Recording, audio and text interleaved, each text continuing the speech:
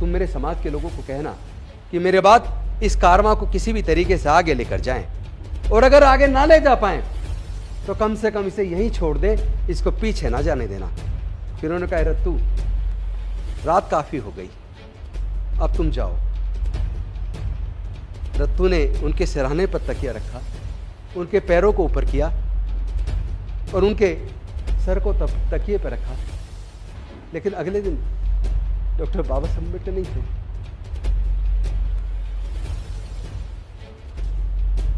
मैं गद्दार साबित नहीं होना चाहता। जो डॉक्टर बाबा साहब अम्बेडकर ने कहा था,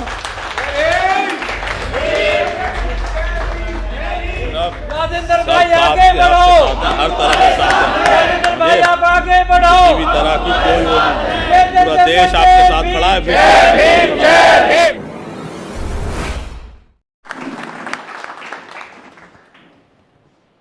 दुनिया को शांति और मानवता का संदेश देने वाले तथागत भगवान बुद्ध के चरणों में कोटि कोटि नमन करता हूँ। महर्षि वाल्मीकि जी के चरणों में कोटि कोटि नमन करता हूँ। संत कबीर के साथ साथ संत गुरु रविदास, गुरु नानक, ज्योतिबा फूले, सावित्रीबाई फूले, फातिमा शेख, उनके भी चरणों में कोटि कोटि नमन करता हूँ। साहूजी महाराज, शिवाजी महाराज, पेरियार रामास्वामी नायकर जी, उनके चरणों में कोटि कोटि नमन करता हूँ।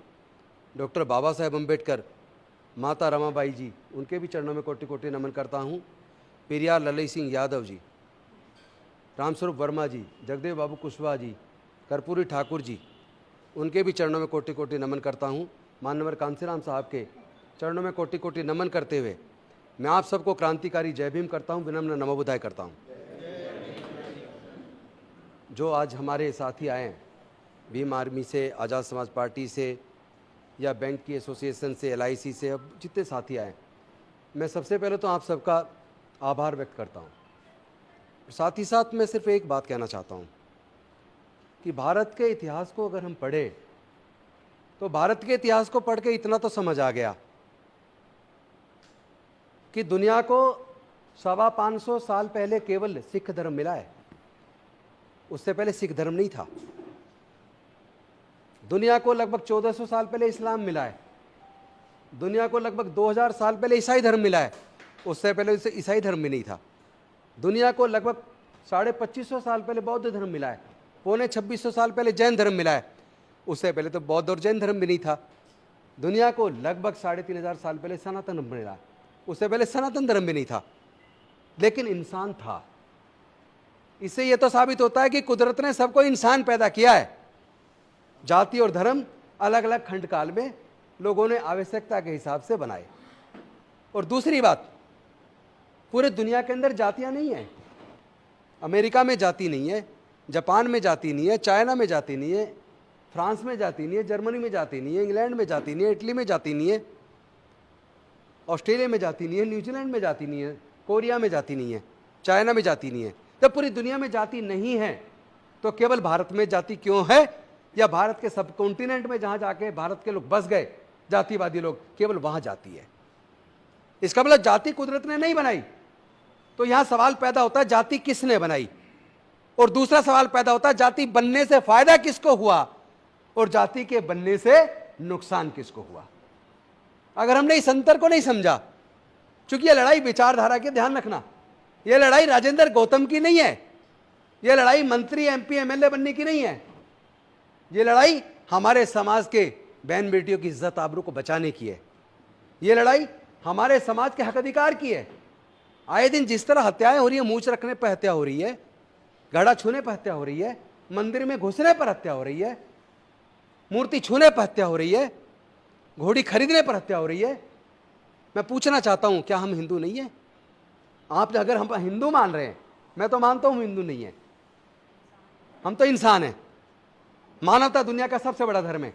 लेकिन अगर आप हमारे लोगों को, दलित, पिछड़े, आदिवासियों को हिंदू मानते हैं, तो आज मेरा मोहन भागवत जी से, देश के माननीय प्रधानमंत्री जी से, देश के गृह मंत्री जी से, देश के सर्वोच्च न्यायालय से, देश के उच्च न्यायालयों से, सब लोगों से एक सवाल है, अगर हम लोग हिंदू हैं तो हमारे समाज के युवाओं की मूंछ रखने पर हत्या क्यों? अगर हम लोग हिंदू हैं तो मंदिर प्रवेश करने पर हमारे युवाओं की हत्या क्यों?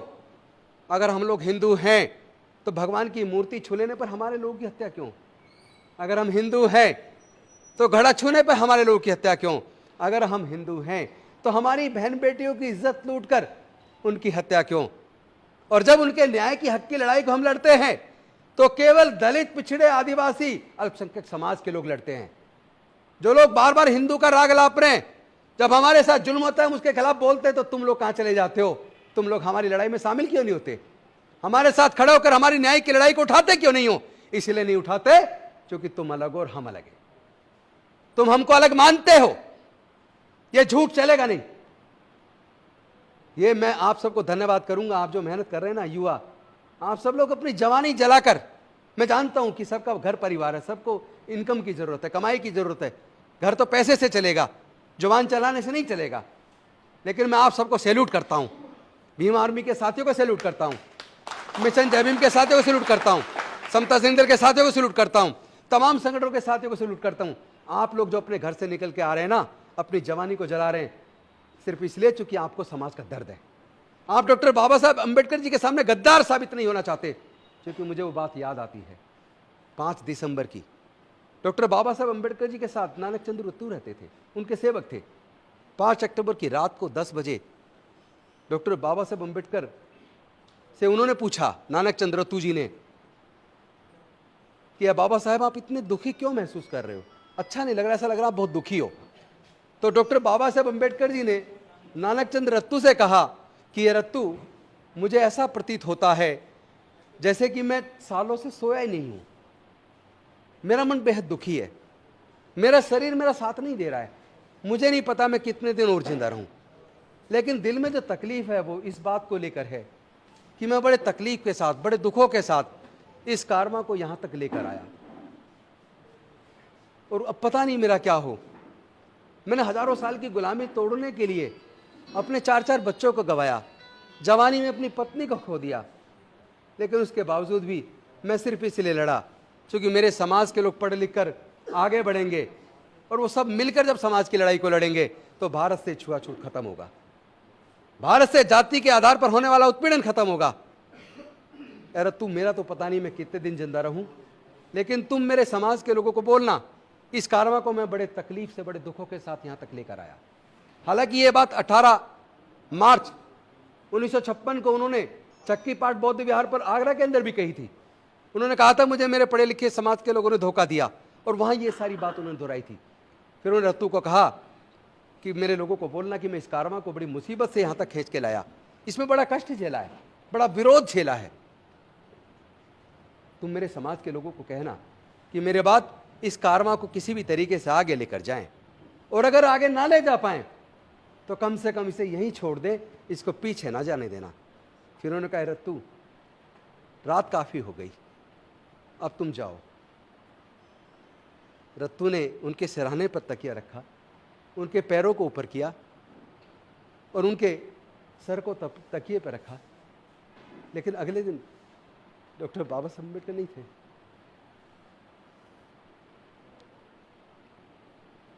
मैं गद्दार साबित नहीं होना चाहता, जो डॉक्टर बाबा साहब अम्बेडकर ने कहा था,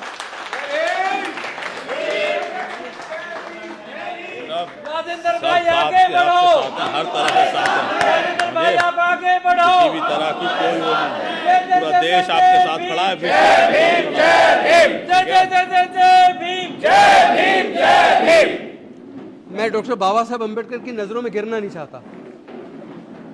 सोचो अगर डॉक्टर बाबा साहब अम्बेडकर अगर हमारे पढ़ाई लिखाई के रास्ते ना खोलते, 3500 साल तक इन्हीं धर्मशास्त्रों में लिखकर हमारे लोगों को पढ़ने लिखने पर धार्मिक बंदिश लगा के रखी, हमारे व्यापार करने पर धार्मिक बंदिश लगा के रखी, हमारे संपत्ति रखने पर धार्मिक बंदिश लगा के रखी। डॉक्टर बाबा साहब अम्बेडकर अगर हमारे पढ़ाई के रास्ते ना खोलते, अगर वो रिजर्वेशन की व्यवस्था ना करते, क्या मैं मंत्री बन पाता, एमएलए बन पाता? क्या कोई हमारे लोगों को जनरल सीट से चुनाव लड़ाता है? हमारे लोगों के बारे में तो कोई सोचता ही नहीं है। बाबा साहब ने अपने 4 बच्चे कुर्बान किए, माता रमाबाई को कुर्बान किया, अपनी पूरी जिंदगी हमारे लिए चला दी। तो मैंने संकल्प किया है, डॉक्टर बाबा साहब अम्बेडकर, मैं तुम्हारा सच्चा सिपाही हूं, मैं वादा करता हूं, जो कारवां आपने चलाया है, इस कारवां को अब हम आगे लेकर जाएंगे। और मैं साफ कर दूं, ये मैं साफ कर देना चाहता हूं, भीम आर्मी वो भी बाबा साहब के सिपाही हैं, समता सैनिक दल वो भी बाबा साहब के सिपाही हैं, मिशन जय भीम वो भी बाबा साहब के सिपाही हैं, the Buddhist society of India वो भी बाबा साहब के सिपाही हैं, कॉन्फेडरेशन, हम सब बाबा साहब के सिपाही। और जो आज गौरव है ना, जो गौरव हमारे पास है, जो ये अच्छे तन पे कपड़े हैं, जो मान सम्मान का जीवन है, केवल डॉक्टर बाबा साहब अम्बेडकर के अकेले संघर्ष से मिला है। इस संघर्ष को साथियों बेकार मत जाने देना, ये बार बार मौका नहीं मिलेगा, दशकों में कभी कोई मौका मिलता है। हमारे लोगों को झूठा केस बना के जेल में डाल दिया जाता है, महीनों महीनों साल साल। हमारे छोटे भाई चंद्रशेखर को भी जेल में रखा, और भी अनेकों भाइयों को जेल में रखा। ऐसे नहीं चलेगा, हम लड़ेंगे, हम जीतेंगे। इन लोगों ने साजिश रची है। ये लोग कह रहे हैं कि ये जो लोग हजारों साल तक हमारे गुलाम रहे, 16-16 घंटे काम करते थे, काम के बदले में पैसे नहीं मांगते थे, हम जो बचा कुचा खाना दे देते घर का, उसी पे जिंदा रहते थे। आज वो लोग न्यूनतम मजदूरी मांगने लगे हैं। आज उनके लोग बाबा साहब के पढ़ाई के रास्ते खोलने की वजह से, रिजर्वेशन की वजह से कलेक्टर बनकर, जज बनकर, डॉक्टर, इंजीनियर बनकर, प्रोफेसर बनकर, साइंटिस्ट बनकर आज हमारे बगल में बैठने लगे हैं, हमारे अफसर भी बनने लगे हैं, और आजकल जुल्म के खिलाफ वो आवाज बुलंद करने लगे हैं। ये ताकत इस समाज के पास कहां से आई? जब आरएसएस के शिविर में इस पे चिंतन हुआ होगा, थिंक टैंक में, उन्होंने कहा होगा ये ताकत इस बहुजन समाज के लोगों में, बाबा साहेब के द्वारा जो इनके पढ़ाई के रास्ते खोले हैं, इनको जो ज्ञान मिला है, और जो इनकी सरकारी नौकरी के रास्ते खोले हैं, इसकी वजह से इनके पास ये ताकत आई।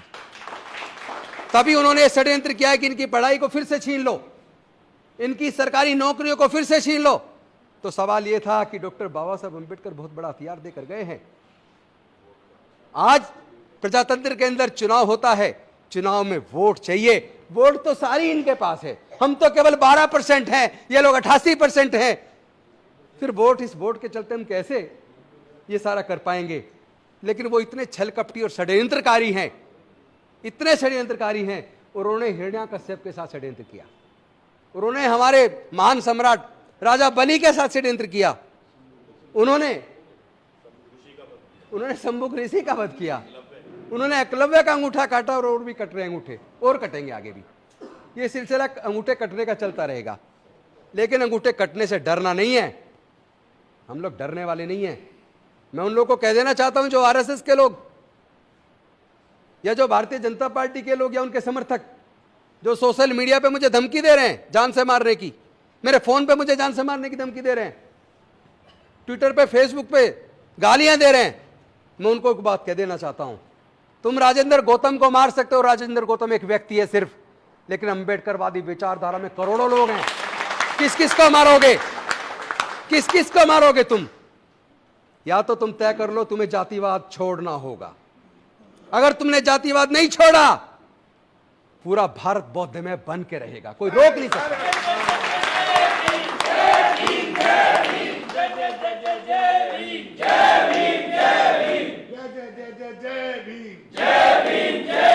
इनके षड्यंत्र को समझो दोस्तों, इनके षड्यंत्र को समझो। ये इतने षड्यंत्रकारी हैं, इन्होंने डॉक्टर बाबा साहेब अम्बेडकर के साथ षड्यंत्र किया, इन्होंने किसी को बख्शा नहीं है।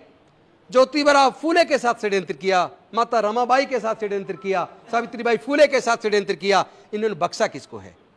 इन्होंने ऐसा षड्यंत्र किया कि हम इस वोट इनकी हमें चाहिए, तो हम इनकी पढ़ाई पे दोबारा बंदिश तो नहीं लगा सकते, लेकिन हम ऐसी स्थिति पैदा कर देंगे कि ये पढ़ ही ना पाए।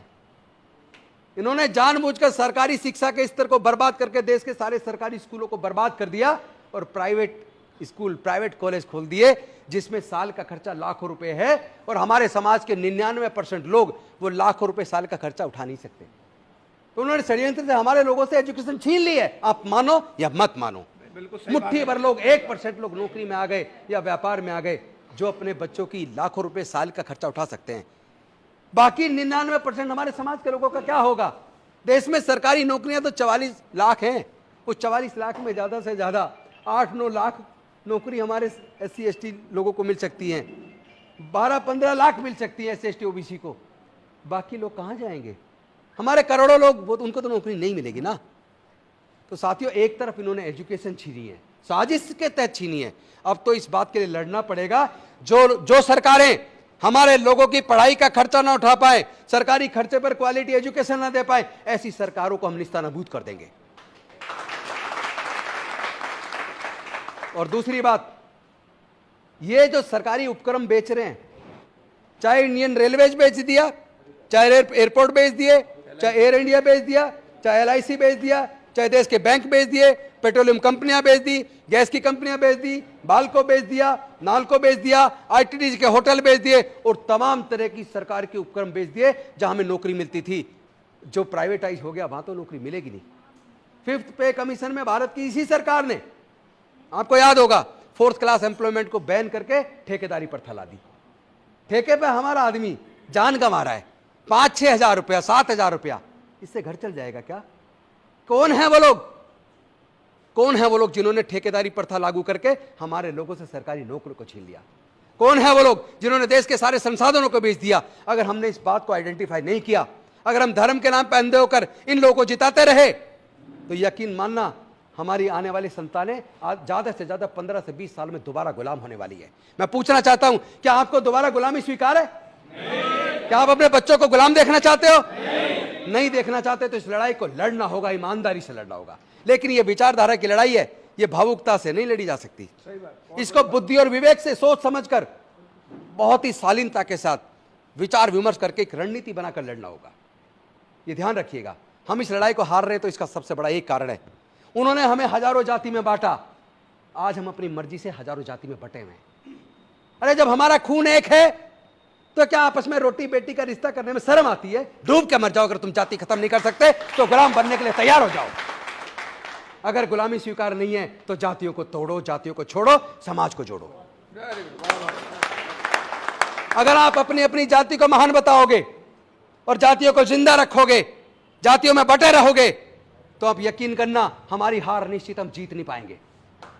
जीत का एक ही मंत्र है, अपने अंदर के जातिवाद को खत्म कर लो। जाति उन्होंने बनाई अपने फायदे के लिए, हम किस लिए जिंदा रखे हुए? हमें कौन सा फायदा है जातियों से?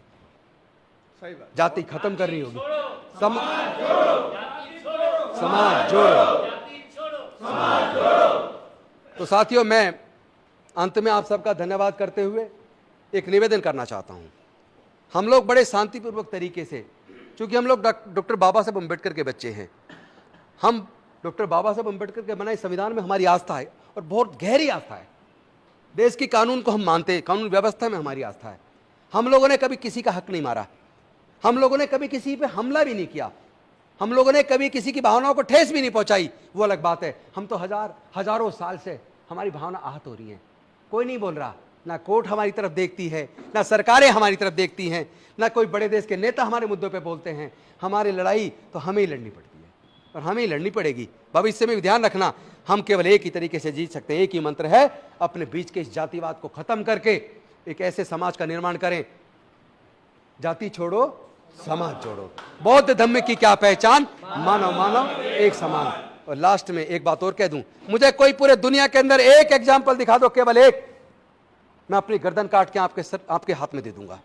एक एग्जाम्पल दिखा देना जहां किसी को गंभीर बीमारी हो जाए और गंभीर बीमारी होने के बाद उसको डॉक्टर कहें तुम्हारा बड़ा ऑपरेशन होना है, 20 यूनिट ब्लड का इंतजाम करो, और जिसका ऑपरेशन होना वो ये कहे कि मुझे केवल ब्राह्मण का ब्लड चाहिए, मुझे केवल क्षत्रिय का ब्लड चाहिए। एक एग्जाम्पल दिखा दो, मैं अपनी गर्दन काट के देश के प्रधानमंत्री जी को सौंप दूंगा। और अगर ऐसा नहीं है तब तो कहते जी ब्लड का अरेंज कर दो, कहीं से भी जान बचानी है। इसका मतलब अगर आपको जानवर का ब्लड चढ़ जाता फिर आप इंसानों को ब्लड डोनेशन की जरूरत नहीं पड़ती। इसका मतलब कुदरत ने सबको इंसान बनाया है, इन जालिमों ने, इस साजिशकर्ताओं ने देश को हजारों जातियों में बांट के देश को तोड़ दिया है।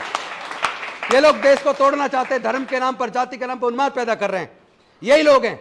एक तरफ तो किसी महिला के साथ बलात्कार, तो महिला है, किसी भी महिला के साथ बलात्कार वो गलत है, लेकिन बिल्किस बानो के साथ सामूहिक बलात्कार, उनके कई लोगों की परिवार में हत्या, उसके बाद कोर्ट के द्वारा दोषियों को सजा दिया जाना, उनको टाइम से पहले छोड़ दिया जाना, और उसके बाद माला पहनाकर उनको मिठाई खिलाना, शर्म नहीं आती तुम्हें? तुम देश को पूरी दुनिया के सामने बेइज्जत कर रहे हो, अपमानित करो देश की महिलाओं को। आप ये भी, किसी के साथ जुल्म को तो पहले उसकी धर्म और जाति देखोगे तब बोलोगे क्या? इसका मतलब तुम अत्याचारी हो। जिस तरह की बीजेपी के सांसद बयान दे रहे, भाषण दे रहे हैं, इनके मंत्री भाषण दे रहे हैं, ये देश के अंदर जहर घोलना चाहते हैं, देश में नफरत का वातावरण पैदा कर रहे हैं, धर्म के जाति के नाम पर जाति पूछकर धर्म पूछकर हत्या कर रहे हैं, मुस्लिमों को आतंकित कर रहे हैं, दलितों को, पिछड़ों को, आदिवासियों को आतंकित कर रहे हैं। तो इसका मतलब इस लड़ाई को हमें लड़ना पड़ेगा। ये लेकिन बुद्धि और विवेक की लड़ाई है, क्योंकि इनकी लड़ाई अगर ये जीत रहे तो सिर्फ इसलिए हमारे समाज के युवा, हमारी समाज के युवा तो इनके संगठनों में आगे जाकर सड़कों पर लड़ते हैं। अपने बच्चों को रोक लो, हमारे बच्चों को आगे से तय करना पड़ेगा, हमें कावड़ सेवा लेने हमें नहीं जाना।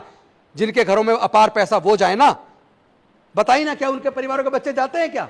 जब वो नहीं जाते तो हमारे बच्चे क्यों जाते हैं? इन सारी बातों पर सोचना होगा। लंबी बात हो जाएगी, बहुत ज्यादा बात नहीं करूंगा। हम लोग को बहुत ही शांतिपूर्वक तरीके से पंचशील का झंडा हाथ में लेकर, जाति छोड़ो समाज जोड़ो, बौद्ध धर्म की क्या पहचान, मानव मानव एक समान, इसी नारे को बोलते हुए बहुत शांतिपूर्वक तरीके से यहाँ से 26 अलीपुर रोड हम 14 तारीख को 2 बजे यहाँ से चलेंगे। और ये ध्यान भी रखना है कि कोई उपद्रवी तत्व हमारे बीच में आके ऐसा उकसाऊ भाषण ना दे।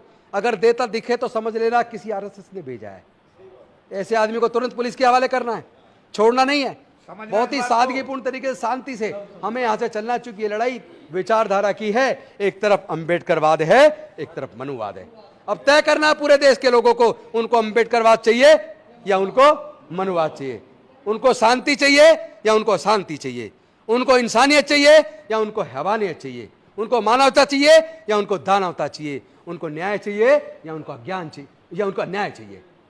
हम लोग बुद्ध के धम्म को मानने वाले लोग डॉक्टर बाबा साहब अम्बेडकर सच्चे सिपाही हैं। समता, मैत्री, भाईचारा, करुणा, प्रज्ञा, सील, इस रास्ते पे चल के भारत मजबूत बनेगा। बुद्ध का दम भारत से गया, पूरे दुनिया में भारत को गौरवान्वित किया उसने। हमारे पूर्वज बौद्ध थे, सम्राट अशोक के टाइम पर देखो, लेके म्यांमार से ईरान तक पूरा भारत बौद्ध में था। जहां भी खोदोगे बुद्ध निकलेंगे। इसलिए और ज्यादा लंबा ना करते मैं आपसे निवेदन करता हूं, हमें बहुत बुद्धि से, बहुत शांति से, जोश अपनी जगह, बहुत जोश की भी जरूरत है, लेकिन अगर होश के साथ जोश का इस्तेमाल हो जाए तो दुनिया की कोई ताकत हमारे समाज के लोगों को हरा नहीं सकती। हम जीतेंगे, हम लड़ेंगे, हम जीतेंगे। जाति छोड़ो, जाति छोड़ो, जाति छोड़ो। बौद्ध धम्म की क्या पहचान, बौद्ध धम्म की क्या पहचान, बौद्ध धम्म की क्या पहचान। बहुत बहुत धन्यवाद। नमो बुद्धाय। जय भीम, जय भारत। जीते